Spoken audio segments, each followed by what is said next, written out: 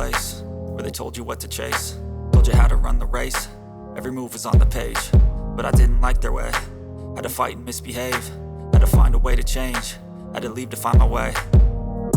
Caught up in a daydream, I beat my mind up there almost daily. It's how I pass time, no opinions safely. It's how I understand what I want in this place, see. Cause everybody wanna tell you bad things, what could go wrong, what fame brings. But success is a finicky thing, and if you ain't sure, no, it'll never be.